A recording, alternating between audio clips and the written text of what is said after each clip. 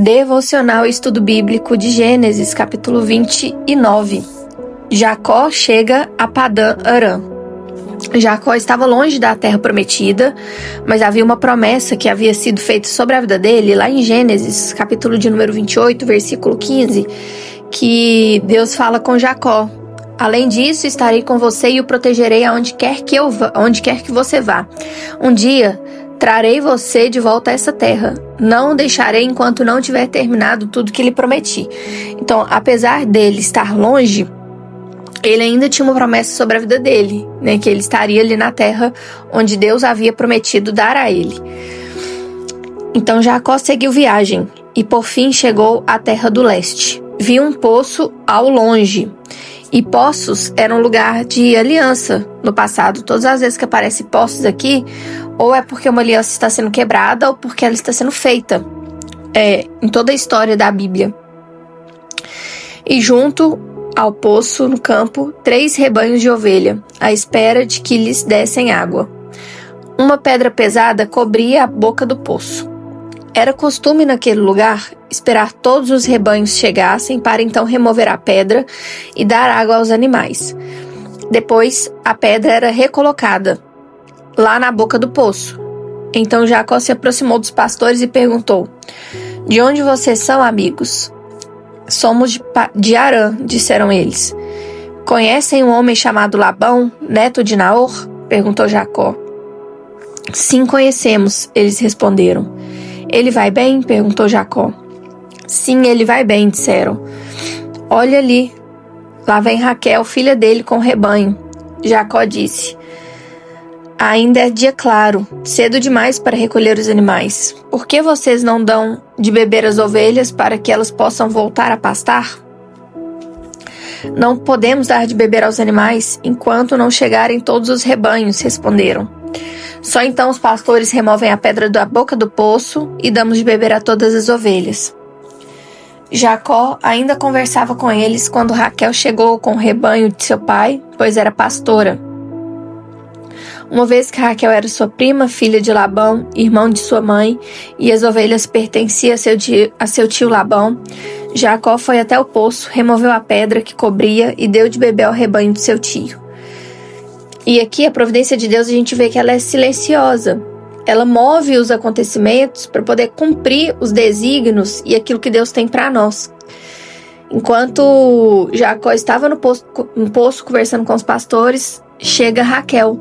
E ali o encontro, né? Que a gente vai ver que vai perpetuar por gerações. Então, Jacó beijou Raquel e chorou em voz alta. Explicou para Raquel que era seu primo por parte de pai e filho de Rebeca, tio dela. Raquel foi correndo contar para seu tio Labão. Assim que Labão soube que seu sobrinho Jacó havia chegado, correu ao seu encontro. Ele o abraçou, o beijou e levou para casa, e depois Jacó que lhe contou toda a sua história. Labão exclamou: você é, de fato, sangue do meu sangue. Quem anda com Deus sabe que ele cria alternativas, cria soluções, coloca pessoas aonde elas não iriam estar para que os seus planos se cumpram. E é exatamente isso que a gente vê acontecer aqui na vida de Jacó. Jacó, ele era o filho, né, de Isaac, e eles tinham como Deus o Deus de Isaac, o Deus de Jacó, o Deus de Abraão, o Deus de Israel. E quem anda com Deus sabe que Ele vai mover os caminhos para que aquilo que Ele espera para a nossa vida, os propósitos, estejam se cumprindo. Quando Jacó encontra com Raquel, é uma coincidência muito grande, mas a gente sabe que é Deus movendo todos os caminhos para que aquilo acontecesse. Porque Ele tinha um propósito para a vida de Jacó, Ele tinha uma promessa sobre a vida de Jacó. E da mesma forma acontece conosco. Deus tem projetos, tem planos, tem promessas para nós. E Ele vai, a partir do momento que a gente anda com Ele, criando situações para que aquilo se cumpra. Então a gente precisa estar atento aos sinais, espiritualmente atento aos sinais, para que a gente possa identificar os caminhos que Deus está nos levando. Continuação do versículo de número 14. Jacó se casa com Lia e Raquel. Quando Jacó estava na casa de Labão, havia cerca de 1 mês, Labão lhe disse: Você não deve trabalhar de graça para mim só porque somos parentes. Diga-me qual deve ser o seu salário. Labão tinha 2 filhas. A mais velha se chamava Lia e a mais nova Raquel. Os olhos de Lia eram sem brilho, mas Raquel tinha bela aparência e um rosto atraente. E não tem jeito, quem anda com Deus, aqueles que têm propósito com Deus, eles têm um brilho diferente. Muitas vezes as pessoas invejam outras pessoas, não é nem pelo que ela tem, não é nem pelo carro, pelo status, pela casa. As pessoas invejam pelo brilho que essa pessoa tem. Esse brilho de Deus que tem na pessoa. E às vezes a pessoa não tem nada para oferecer, não tem muito dinheiro, não tem uma casa muito boa, não anda com roupas de marca, mas o brilho que ela tem chama a atenção dos outros. E isso causa aqui inveja. E é um pouco do que Jacó descreve. Raquel tinha um brilho diferente ali da sua irmã, que era sem brilho. Os olhos dela eram sem brilho. Visto que Jacó estava apaixonado por Raquel, disse a Labão: Trabalharei para o Senhor por 7 anos se me der Raquel, sua filha mais nova, para minha esposa. Melhor entregá-la a você do que a qualquer outro, disse Labão. Fique aqui e trabalhe comigo. Então Jacó trabalhou por 7 anos por Raquel. Ele a amava tanto que lhe pareceram apenas alguns dias. Gente, que lindo isso daqui, né? Trabalhou 7 anos por ela e que pareciam dias, portanto que ele estava apaixonado por ela. Chegada a hora, Jacó disse a Labão: Cumpri minha parte no acordo. Agora dei-me minha esposa para que eu me deite com ela. Labão convidou toda a vizinhança, preparou uma grande festa de casamento. À noite, porém, quando estava escuro, Labão tomou Lia e a entregou a Jacó, e Jacó se deitou com ela. Labão deu sua serva Zilba e a Lia para servi-la. Na manhã seguinte, quando Jacó acordou, viu que era Lia. Então Jacó perguntou a Labão: O que o Senhor fez comigo? Trabalhei 7 anos por Raquel. Por que o Senhor me enganou? E aqui um parênteses para a gente poder entender que na teologia a gente chama isso que está acontecendo com Jacó de teoria da retribuição. Lex talionis espiritual. E Jacó enganou seu pai cego. Agora ele foi enganado também no escuro. Deus não pune Jacó para destruir ele. Então, de forma destrutiva. Ele educa dentro da teologia da retribuição formativa. O engano que Labão faz com Jacó é o espelho providencial do engano que Jacó fez com seu pai. Ou seja, os nossos pecados, eles têm consequências sim. E Deus usa essas consequências como um instrumento de formação do nosso caráter. Então, a gente já leu sobre isso anteriormente nos outros capítulos de Gênesis. Se você ainda não ouviu, sobre os outros capítulos de Gênesis, quando finalizar, volta lá para poder ver. Mas isso acontece, por mais que a gente seja filho amado e que Deus não quebre a sua promessa conosco, uma vez que a gente descumpriu, que a gente pecou, que a gente errou, ainda assim nós vamos colher os frutos do nosso pecado. Porque existe a lei da teoria da retribuição. Então, aquilo que a gente plantou, nós vamos colher em algum momento.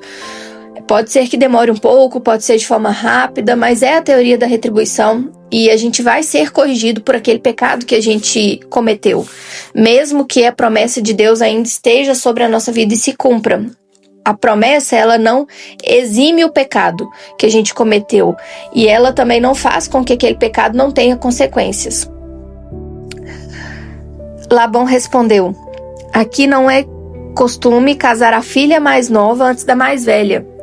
Espere, contudo, até terminar a semana de núpcias, e eu também lhe entregarei Raquel, desde que você prometa trabalhar mais 7 anos para mim. Jacó concordou em trabalhar mais 7 anos.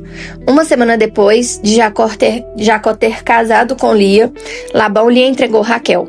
Labão deu sua serva Bila a Raquel para servi-la. Jacó se deitou também com Raquel, a quem ele amava muito mais que a Lia. Então permaneceu ali e trabalhou mais 7 anos para Labão. Os filhos de Jacó. Quando o Senhor viu que Lia não era amada, permitiu que ela tivesse filhos.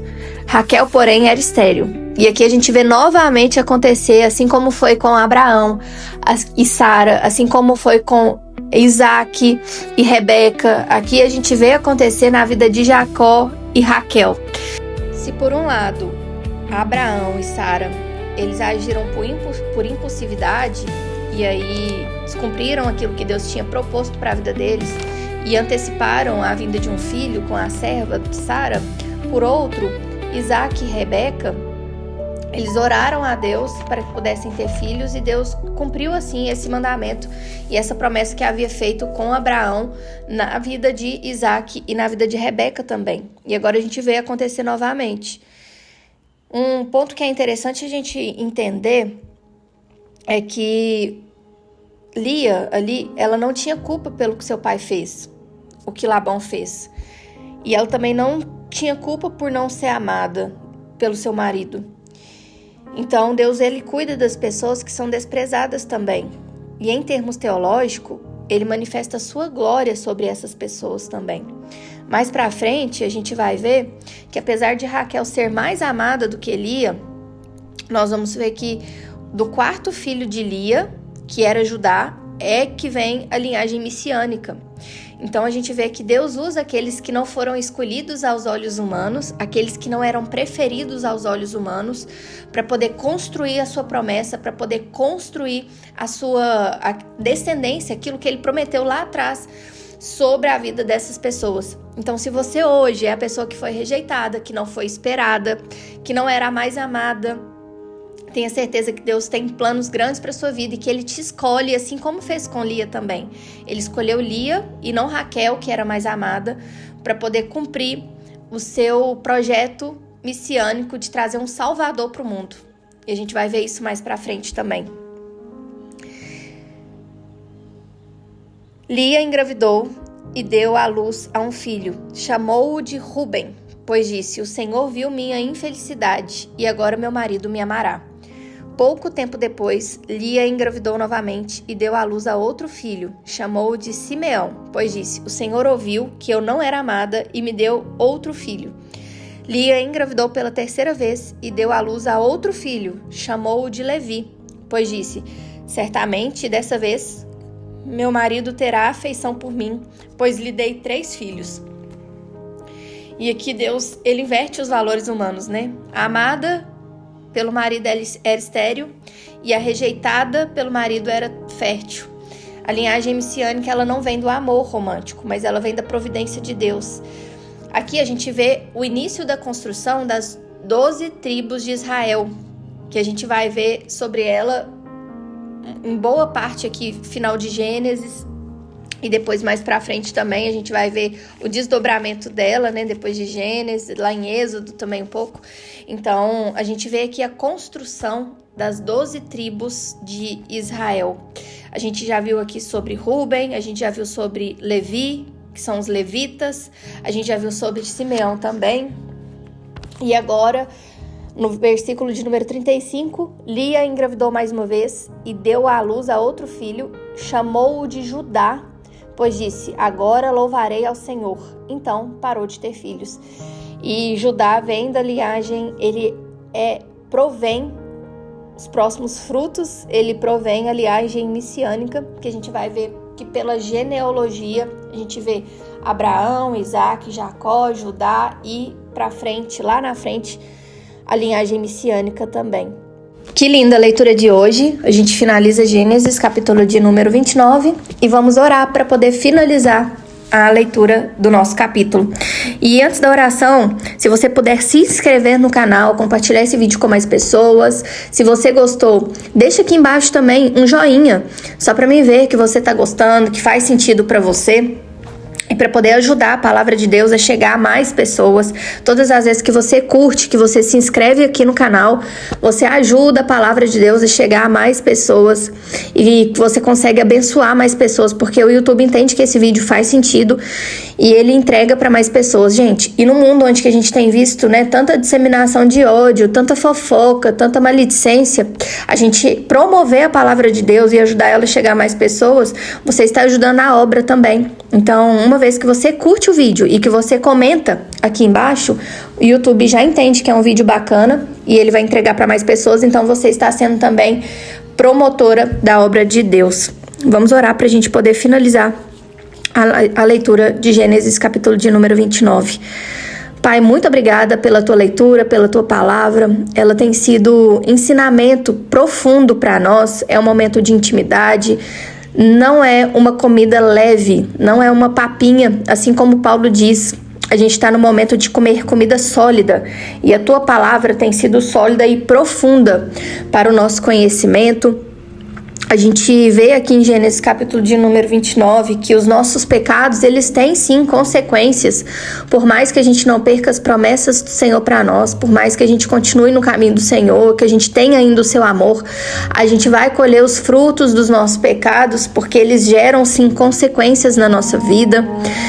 Mas a gente enxerga que através do Senhor e através de Cristo, nós temos uma saída em meio a essas consequências, a essa vida, mudando o nosso coração, mudando nossa maneira de agir, para que a gente sim tenha a tua presença, para que a gente sim tenha a profundidade do relacionamento com o Senhor.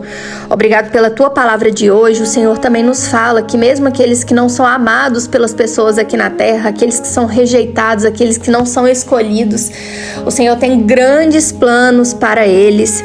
E de uma rejeitada, de uma não amada, veio sim a linhagem messiânica e o nosso Cristo, que é o nosso Salvador. Eu te agradeço, Pai, porque o Senhor cuida daqueles também que não são escolhidos aqui, aqueles que são inadequados aqui. Muitas pessoas, Pai, têm sentimento de inadequação, assim como eu também já tive, de não conseguir pertencer, de não se sentir pertencente mesmo a grupos e até a parte da família. Essas pessoas às vezes se sentem sozinhas, se sentem rejeitadas, mas o Senhor aceita elas, o Senhor as ama, o Senhor é o Pai dessas pessoas e elas são filhas amadas, queridas, esperadas, planejadas, filhas a quais o Senhor tem um testamento, deixou um testamento sobre a vida delas, filhas a quais você tem grandes planos sobre a vida dessas pessoas, assim como o Senhor fez com Lia.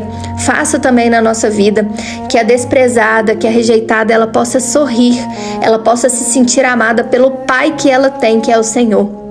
Eu te agradeço porque o Senhor é nosso Pai, o Senhor não é padrasto, Pai, o Senhor é Pai, e o Senhor nos ama de todo o coração. Que a gente possa se sentir acolhida e filha do Senhor nesse dia. Essa é a oração que eu te faço. Abençoe, Senhor, cada um que está escutando esse devocional. Derrama chuva de bênçãos, o dobro de bênçãos, uma porção dobrada das tuas bênçãos sobre a vida dessa pessoa. Vai ao encontro do coração, tira toda a ansiedade. Vá à mente, Pai, e traga renovação da mente. Que escamas espirituais dos olhos possam cair, que os ouvidos sejam desbloqueados pelo teu Espírito, para que a gente possa escutar a tua palavra, entender a tua palavra e aplicar na nossa vida, que é o mais importante. Que a gente possa conhecer o seu verdadeiro amor e a tua presença, e que a gente consiga sentir o Senhor, ter intimidade contigo no nosso dia a dia, na nossa vida. E essa é a oração que eu te faço em nome de Jesus. Amém.